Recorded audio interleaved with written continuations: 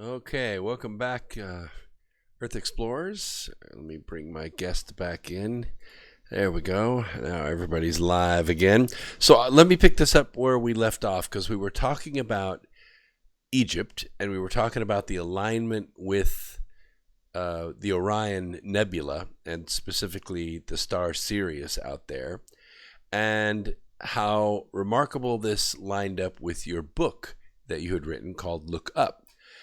And I noticed in the notes somewhere when I was studying up on tonight that you are or relate to Sirius, like you're a Syrian or you know a Syrian. Is that true? Yeah. I um, I don't get to meet it's many a long story Syrians. because go ahead. Go ahead. What? Well, I don't get to meet many Syrians because I have a connection to this area as well. In my book, Remembering the Future, I talk about a previous life that I had there. But I meet a lot of Wow. Pleiadians, people that Nice. say they're from Arcturus or wherever, but not very many Syrians. So I'm really interested to hear about your connection. That's true. I don't meet a lot of Syrian people either. Um, and they've actually since I was 4 years old. I'm not sure where to start because it's a long story. It's in my book, but the at 4 years old they brought me up into the ships and they reminded me who I was and why I was here, and it had to do with color, light, sound. And then one time, let's see, that was in, I'm going to tell you the year, 2013. They picked me up on the ship, which is not too long ago, and brought me to Sirius A. And they introduced me to everybody that knew me. They knew me, and I don't remember them because, when you come down here, you lose your memory. And they brought me back and introduced me to the people I knew, and there were I'm going to say, first of all, there was no gray beings there or no reptilian beings. They were all beautifully loving beings and high energy of love. And there were bird beings, yes, and there were pink looking beings. And then I don't know if you've checked out Corey Good stuff. I met the triangle headed being. And that one was, I'm not sure if it was male or female. You can't tell sometimes that they're kind of androgynous. That one was purple and about 5 feet tall, but it had the same fingers, same toes, and maneuvered, kind of like bounced around and floated. And then I met the golden ones there, and they all remembered, reminded me who I was, and they actually called me, are you ready? They called me a commander. And I didn't have no idea what they were talking about until I did some research. And there's different, they called me a Syrian commander. They brought me back. And all the stories that had many, many, many stories are in that book. Look up my encounters with ETs and angels that are just, it's fascinating and very magical. And it ties it all together. How they said that that they've been working. That's how they heal and maneuver is through color, light, sound. It makes total sense now to me that I've done my studies and research how frequencies and sound and can transmute diseases and raise your frequencies, make you feel better, release anxiety, stress, fear, all that. It can do all that. I totally have experienced that before, but I'm interested about the you mentioned the golden ones. Now, when you say Sirius A is actually gravitationally the bigger of the two. Sirius B we can see because it's really big and bright, but Sirius A is gravitationally the anchor of that region. And in the summer triangle, not far away, is Cygnus, which is, if you kind of look at the summer Mm-hmm. triangle, it's the obtuse end of it, is that apex is where Cygnus is at, and Mm-hmm. there are lots of little stars around there. In fact, uh, I don't want to, you know, divulge anything that I say in my book, because the show's not about me tonight. It's I want to talk about you. But the point is that the Sirius can be seen in the sky from most of the planets in that region, and we could see it from here, but you could really see it from there. And there's a lot of planetary activity, in the sense that some of these smaller stars go red giant, and when they do, they consume all the planets in the solar system. I mean, they wipe them out. They just turn them to dust. They dissolve. All the spirits, all the people that live on those planets are then freed. They're unanchored. Their souls can go anywhere. And some of them have come to Earth. And of course, they're in human bodies. They're not walking around looking golden, but they're just golden on the inside. If they can remember who they were, because this is the big challenge. I think, from my experience, this is why some people feel so disconnected here.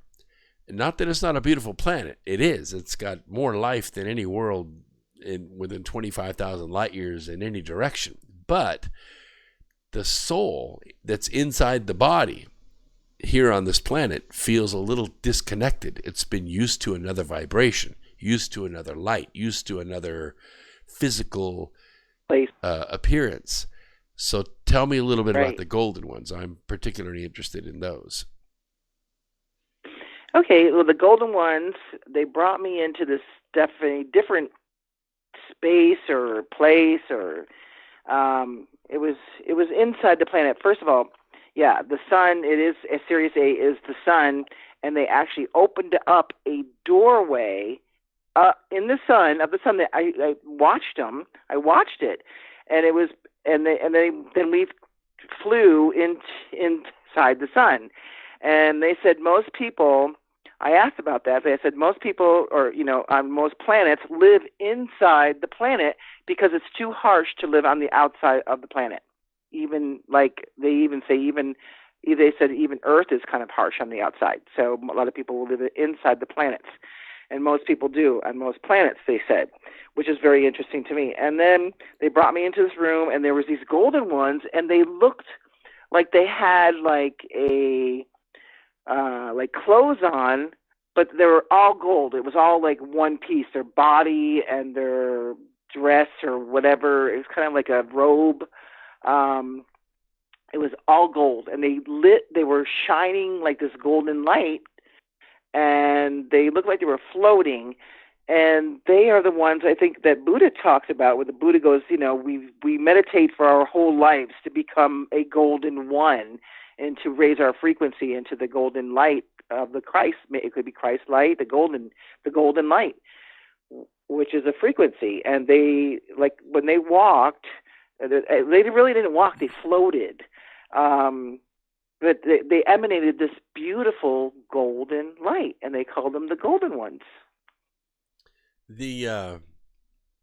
Because of most of the planets in that region, they don't orbit around suns. They just float through space. So they're uninhabitable on the outside because they're frozen or they're boiling. But inside, they're perfectly habitable. But they're also great resources of minerals. And so in that region, they're what I call machine cities. They're spacecraft, but they've been evolving over thousands of years, so they've grown huge. And there was a French comic writer who wrote a series of comics called The City of a Thousand Planets. And in fact, there was a movie that came out, I think it was last year, Valerian and the City of a Thousand Planets. It was originally a French comic, but the vision that he had was that there was a machine city that was enormous, and there were 1,000 races that lived in this machine city, and they did all kinds of integral tasks to make the whole thing sort of work like a community. And so the economy or the economics of this region of space is based upon stripping planets of the minerals and raw materials it takes to support the machine cities, because they have their own refineries and their own ability to make metal parts and girders and plates and glass and all that stuff, but they need the raw materials. So they strip these rogue planets that are not orbiting around suns, and they just kind of attach themselves to it and use it up until it's gone. Um, but they're not very friendly. These machine cities are kind of protective, and they're kind of warlike, and they don't live as a community out there in space, because it's, survival of the fittest. So my experience is that some of these races become conscripts to the machine cities. They'll capture beings that have certain talents, and they'll use them as scouts or ambassadors as they go to, take the minerals from another planet. I wrote this in 2007, and then in 2009, James Cameron writes Avatar, which just blew me away, because it was almost like right out of my book, except the beings were gold instead of blue. In his creation, they were blue, and in Remembering the Future, they were gold. So that's why I was interested in the gold beings. Wow. I'm so amazed Yeah. at the synergy here that we're going to spend a lot of time in Sedona talking, right? Oh yeah, yeah. We're gonna have a blast. We always do. It's so much fun. And yeah, the golden ones, they were just, and the energy. See, the energies of these beings there were just pure love. You didn't feel any fear or hate or worry or anything like that. It was gone. You don't even go there, if that makes any sense. Um, and I remember I made them laugh. I said, "Wow, thank you for bringing me here." I said, "I can breathe here," and they all started cracking up, because we're in a whole different density. We're in the sixth density. We're not third dimensional where you breathe air kind of thing. You actually are traveling, to a higher, frequency. So, Sort of like in the movie The so it's Matrix, really interesting. when Morpheus says to Neo, "You think that's air you're breathing?" Right, right. And he just like looks around, right? Yeah, that's what that movie blew me away when I first saw that. It came out so long ago, Yeah, actually it now. was pretty clever, that's for sure. Of course, Kuno Reeves takes it to the next level, and Lawrence Fishburne, and I mean that all just really, really good acting. But the storyline was so amazing that we have this that we're actually a battery for this machine race that's AI, and they've created for us a world with just enough challenge, just enough disappointment, just enough, imperfection, that we think it's real. And those of us that have been disconnected from the Matrix for a while, we look around and we see across the cubicles people just like that, just like in the Matrix. They're connected. They're working every day. They're paying off their credit cards. Maybe they get a couple $100 free a month, and they get to go do what they want to do. But then they're right back into the groove, right back into the career that they think is real. Right, And they think the purpose right. of life is to fill their garage with toys and keep their lawns cut and their laundry done, and those of us that have been disconnected from the Matrix, we're going, that's not what mortal life is about at all. I know. I walk into the grocery store and I look at the people there, and everyone is depressed. I hardly see anybody smiling. So every time I prepare myself when I go to the grocery store. It's like, okay, I'm going to make somebody laugh today. and make them smile. And that's what I do when I walk through that grocery store. And I don't care if anybody thinks I'm crazy. But I lighten it up. And actually, nobody thinks I'm crazy. They thank me. They go, "Oh my God, thank you. You made my day great." You know. I like to pretend that my grocery cart is a pylon racer. That's So funny. everybody else is on their That's little fun. their tugboats, and I'm going in and out of them. Or you go up to the pharmacy, and everybody goes. First, you walk up there like a zombie until they ask you a question like "last name, please." But I like to Right. walk up to the lady at the cash register and ask her, "What would you like to know about me?" And then let her ask her questions. It's just funny. Right. Because most It is people, funny. you remember the movie Joe versus the Volcano? No, I never Oh my saw that gosh. one. No. It was a Tom Hanks, Meg Ryan movie, one of those, like Sleepless in Seattle and You've Got Mail and all that stuff. Well, this was one of those movies.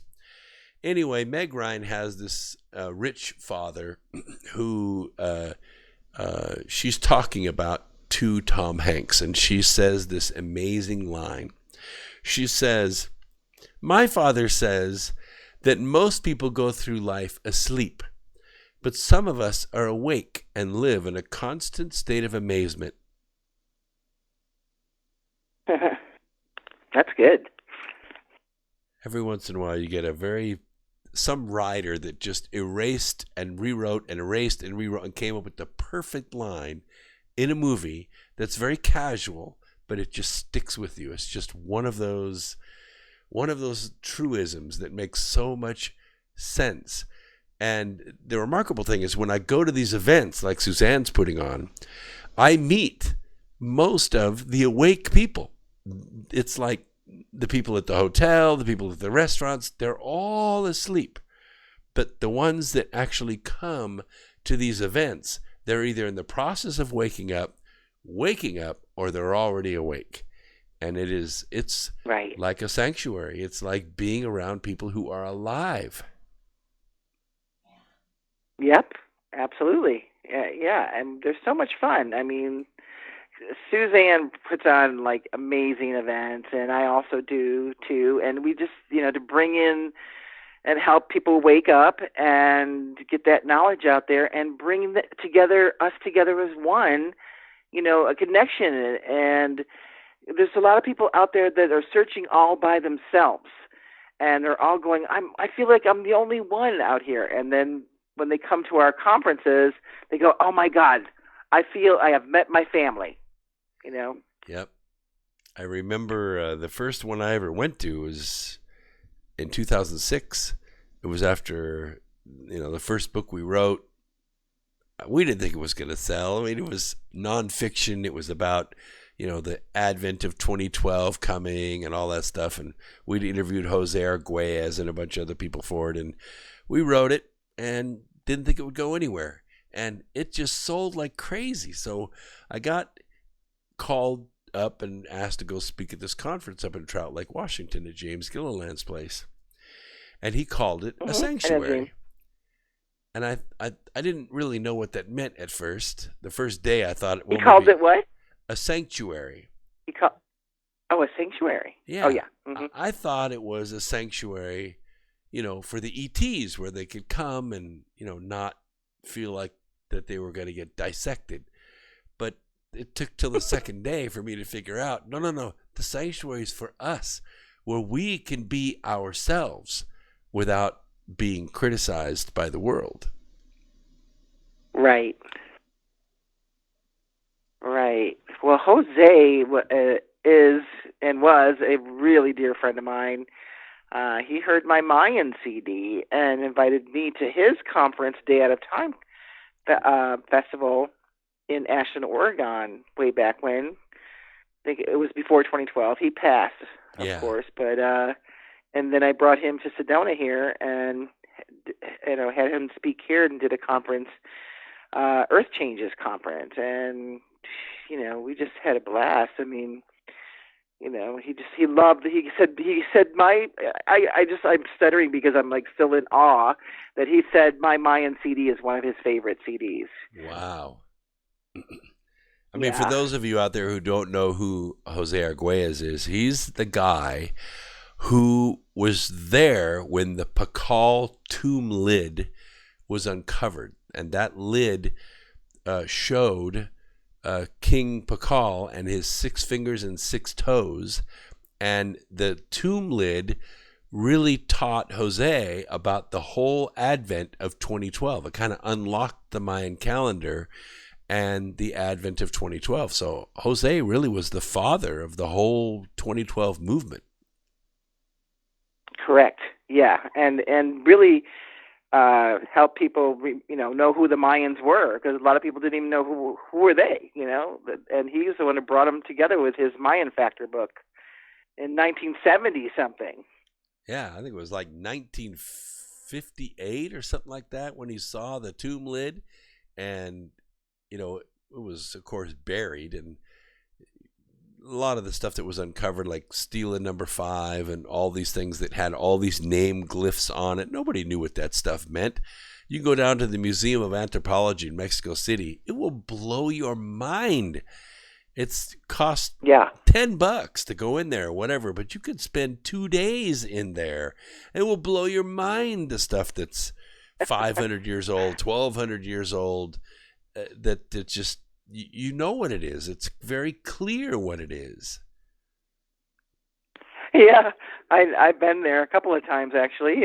Actually, I went to his birthday. He invited me to. I don't remember what year, 2000 something, early 2000 something. But I just got back from Belize. Oh wow! I've never been to Belize. What's in Belize? Oh my God, Mayan temples everywhere. They're still uncovering them. They are everywhere. And talk about past lives. I've been looking. Actually, Jose even mentioned, he goes, you were in the past life, you were a Mayan high priestess. And I'm like, really? And been looking for my temple for 25 years now, and I found it in Belize. It's right on the border of Guatemala, which is near Tikal. So, and they're still uncovering so many Mayan temples everywhere. Honduras, like I said, Guatemala, Yucatan, parts of Mexico. They're finding all kinds of ancient UFO stone tablets with the Mayans on them. It's amazing things that they're finding now that they want to keep hush hush. I can't figure out why thousands of people are walking away from Honduras and Nicaragua and Guatemala and walking 2,000 miles to get here. They have the wealth of the world there. All they have to do is just uncover it and schedule the flights. People will come. Yeah, I don't know what's going on. I don't even know if I believe all that either, I mean, why would they want to come here when they don't know obviously what's going on here? Let's put it that way. Well, all of them have cell phones when they arrive, so they got to know what's going on. I mean, just anybody can pull it up on the internet and see what's going on. I don't know why they walk 2,000 miles and then try to get in the way that they do. It doesn't make any sense to me. But that's another program. Believe it or not, the internet is very rare there. It's very rare. Guatemala, they don't have internet. They don't have internet. Well, they have. It's very rare to have internet in those countries. They don't have it. Like, it's not like the United States. Well, I know that the cell phones are much more common, and were early on, because they couldn't lay phone lines because of the jungles, and people would just strip the wires off the poles, and so they developed a cell system down there, very advanced cell system, and that's really their phone network down there. It's wireless, all of it. Yeah, their internet. Mhm. Yeah, that's a long story because I had a problem hooking up with a cell phone. I had to buy a cell phone. Never worked when I got it. I was there. I just got back, just like 2 weeks ago, and tried to get it running for 5 days, and that didn't work. So I don't know. Wow. It's still kind of primitive down there. Third world, very third world, actually. But the food is incredibly great, all organic and so tasty and healthy for you. Yeah, I love the food down there. One of my favorite places is Oaxaca, but I haven't been there in a long time. Mm-hmm. Well, it's been an Yeah. absolute pleasure to have you on the program, and I cannot wait to meet you and everybody else at Sedona. I've never been to Sedona, but now I'm probably going to stay for 2 weeks. I don't know. It could be crazy. Yeah, it's life changing. I mean, when you come here, it is written up that it is one of the most beautiful places on the planet to come, Wow. and it's very magical here. So, bring all your friends. Just come for the 19th and 20th. The equinox, the alignment is very, very powerful, and being in Sedona is one of the most powerful places, like I said, on the planet. It's wonderful. So, hope to see you there. All right. We'll see you there. We'll be right back after this. Don't go away.